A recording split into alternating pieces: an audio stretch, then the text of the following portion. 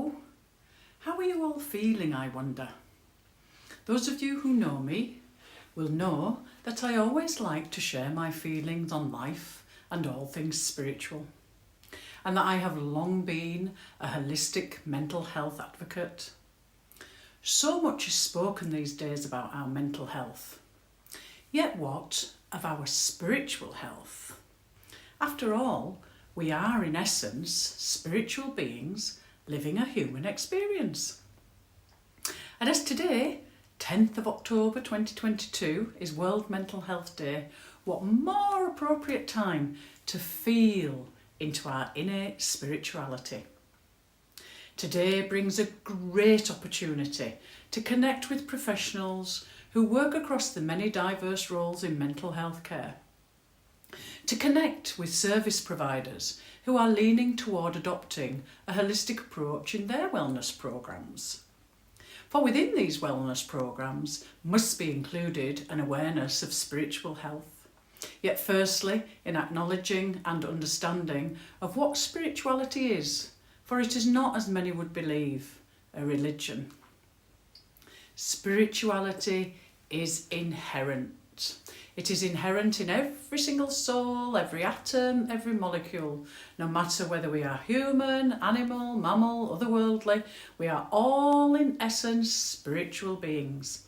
We are all separate, yet one, because we all come from the same source of creation, that of pure unconditional love, all differing aspects of the one multidimensional whole.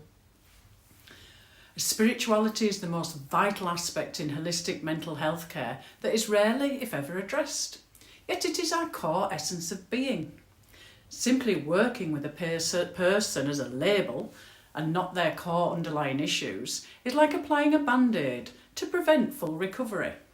Without looking at this aspect of our soul, we will never reach the whole holistic healing we are seeking. We wouldn't be able to complete a jigsaw with one piece missing. So why would we leave out the core essence of our being, spirituality? It makes no sense. So let's take a little deeper look. We all chose to be here at this time upon this planet that we call Earth. Whether this was for a first-time experience or as old souls who have spent many lifetimes here, we are all here to further our own evolutionary growth. And as we evolve, so does this planet that we all reside in. And love is the key. We are all born a ball of pure unconditional love. Yet we all have free will. And this free will we have is where I believe complications arise in life, when we lose sight of our spiritual connection in being caught up in our ego self. Though these experiences are also ones which we have chosen to navigate through in this lifetime. Using the principles of mind, consciousness and thought, Louise L. Hay and Wayne Dyer's teachings of love and positivity, Miriam Rose's teachings, indigenous practices from across the centuries and more, are all ways in which one's spirituality can be explored. We can truly learn to love ourselves and others through having a greater awareness of our spirituality and an understanding of when our ego is in the way. Also, we all have our own unique gifts that we bring with us into this incarnation. And we are meant to use these gifts for the greater good of all humanity, not simply to be ego-driven by power and monetary gain. We can have all the money in the world, yet still feel unhappy and unfulfilled if our ego has us disconnected from our inherent soul source, our nourishment. Our heart is the centre of love in our physical bodies.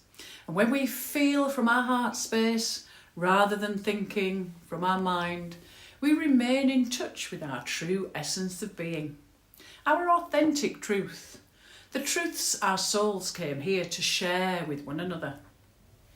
And here I share one of my quotes. There is so much more to spirituality, yet by its very nature is simplistic in its essence. It has long been an aspiration of mine to see spirituality at the forefront of mental health programmes, for only then will we truly see people begin to flourish and heal. And this planet we call Earth will become a peaceful haven for all who reside here. Believe, for it is possible. Way back in 2014, I wrote a paper entitled Because Mental Health Matters, inviting mental health bodies worldwide to work in tandem together with healing practitioners around the globe, rather than working in contradiction with us. And whilst I am aware that there have been many positive changes within a lot of these health bodies, this core change to include spiritual awareness is sadly still missing. Unless, of course, you can point me in the direction of any understanding services. For those of you in the profession and those who have an interest in mental well-being, you may find Love Unconditional, a short journey in time through the eyes of mental health, published on World Mental Health Day 2021, to be a very valuable mental health reference resource tool. Our story giving only a tiny snippet into what it is like to live encased in chaos, all the while knowing there is light at the end of the tunnel when finally the spiritual switch is flicked back on. You can find Love Unconditional on my website, positone.co.uk, or on thebookdragon.co.uk, or in person by calling at the Book Dragon, number 6 West Row, Stockton-on-Tees, if you happen to live local.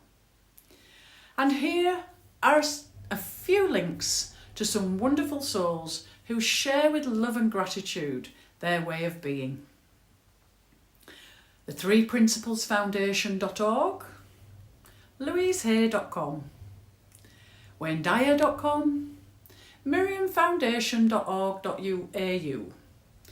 I trust you have found beyond the words some enlightenment within your own soul, and that wherever you are in this life, in this moment, that you can find your peace within. And thank you if you are liking and or subscribing to my blog. Have a wonderful, wonderful World Mental Health Day. Lots of love.